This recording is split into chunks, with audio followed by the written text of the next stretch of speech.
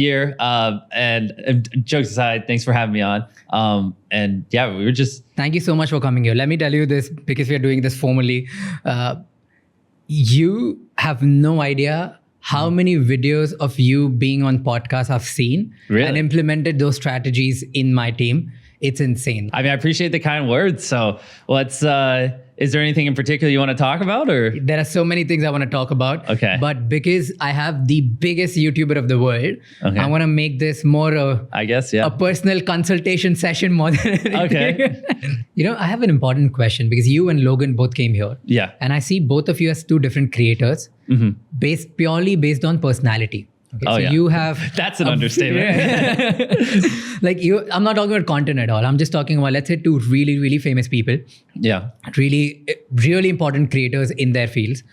One is a very humble creator. Let's say you are a very humble creator. You're always available for people. You told me that you spent 16 hours in line to help people click pictures with you. That's insane, right?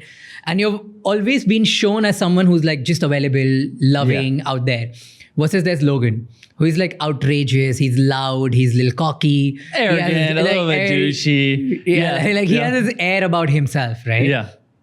Both can be two important strategies. Which strategy works better for a creator in order to build a long-term fan following? Yeah. And I'm purely talking about strategic about it. Which is better for fan building, being a douchebag or being Mr. Nice Guy? Honestly, the strategy that works best for the creator is whatever you are. Like, you can't fake who you are, because people will see that. It won't come across authentic. You're not gonna be able to keep up that facade. So I think that's just like Logan was like a state wrestler, and that is just kind of more who he is. And so he leans into it. Obviously, that's not the kind of guy I am. So I really... have all the strategy in the world when it comes to making the videos and the thumbnail and that kind of stuff. But when it comes to your personality, you really just kind of have to be who you are, or it's just not going to work, because you really can't keep up a facade. Like I was telling you, I've been doing this for 15 years now. I started when I was 11. I'm 26 now. Like, if I was trying to put on some facade of, being someone I'm not, people would know. You know what I mean? It wouldn't come across right. Tell me, what have you sacrificed in order to reach where you are? What's your number one, like the biggest sacrifice you've made for the success you've gotten? I gotta process that one for a minute. What sacrifices have I made to get here? I mean everything. Like, literally, this is all I do. This is literally everything to me, is this YouTube channel. And I mean, the amount of times my mom cried because I, wouldn't go to Christmas morning with her because I was busy grinding videos, which, I'm not that hardcore anymore. This Christmas, I'll spend it with my mom, but back in the day, and by back in the day, I mean like last year and every Christmas before that, really, I wouldn't take Christmas off because I was like, Mom, this is I need to be grinding. I can't, what if I take this day off and someone else is working, right? So I didn't take holidays off. I didn't do really anything. I didn't hang out with friends. I don't regret this, but I didn't do drugs or drink at least much. I've had alcohol maybe 4 times in my life. I just obsessed over it. And I don't know. It's I literally sacrificed everything. There's a lot of things people do that are truly great, will seem absurd at the start, and you don't really know how you're going to do it, but you just kind of do it one building block at a time. Kind of like the Amazon show. While I was napping, so I was catching up on some Z's before the podcast. I showed him episode 1 of the Amazon show. What'd you think of it? We haven't talked about it yet. We'll talk about it. It was insane.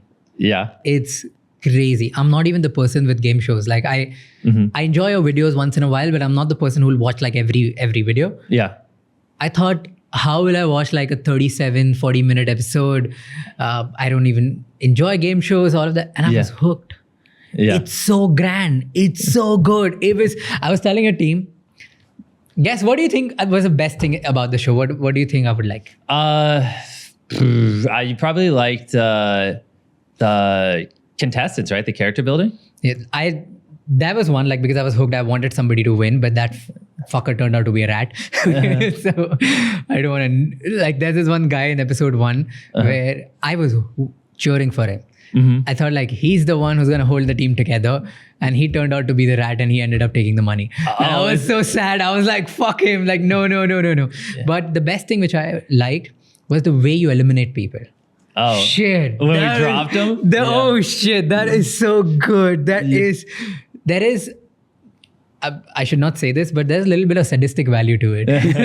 Well, it's you feel so good about it. Well, it's also like, so there's 1,000, in episode 1 of our show, there's 1,000 towers, right? We had to build 1,000 of those. And we had to, build literally 1,000 trap doors and 1,000 pits for them to fall into and 1,000, like that first episode we spent almost $15 million on. Is that just crazy? The production? Yeah, just for the first episode. And the prizes? I don't even know if that includes the money we gave away in the first episode. Just episode 1. Fuck. Yeah, it was, but you could see the scale of it. I mean, it's like... It's grand. Yeah. And so that's like, and I'm grateful you're uploading this podcast on December 19th. So when you guys are seeing this, that means it's out on Prime Video. But that's been basically like the last year of my life. We've been working on that. And it's like, because the next, one thing I've really wanted to do is like be able to, YouTube videos, they start, you build like characters and we're trying to get into storytelling, but they start and end in a 30-minute video and you don't really get time to develop people. And like, did you see our videos where we got like the 100 people ages 1 through 100 and put them in cubes? Don't worry about well, just in a lot of our newer videos on YouTube, we've been trying to focus on storytelling and character building, but it's just been, it's hard to like build them up and then so I've really wanted to do a streaming show so we could like flex our creative muscles and show like, hey, it's not that we don't know how to tell great stories and we build characters and do these like things. It's just like, that's not what works on YouTube, but that obviously is what works on streaming. So let's do it. And so like to be able to, because we've already filmed it all, obviously we like to do 10 episodes and like build these people up throughout 10 episodes and have these like seeds we plant and like be able to, it's just like, it's a whole different ball game than YouTube. And I loved it. And I'm like so fucking excited for people to be able to watch it. Like I'm excited. Yeah. And I think one thing which like stands out in this is a grand level that's crazy. It does even. Second is you can see it in any language. Like you don't need a specific language to understand what's going on. Yeah. Like I can watch that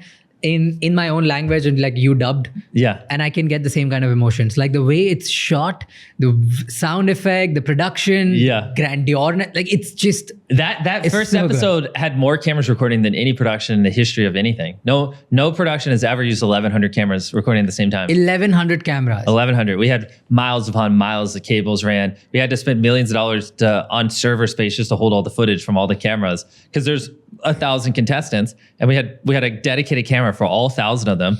And that was just episode 1 that you saw. There's 9 other ones like that. And some of them are way better than that and way more grandiose. Like we mentioned in it, like at one part we take the contestants to a private island and let them compete for it. One of them wins it. It's the $5 million, which is the largest cash prize in entertainment history. No one's ever given away $5 million before. And on top of that, we gave away so much more money in the show. Yeah, and it's I just saw that.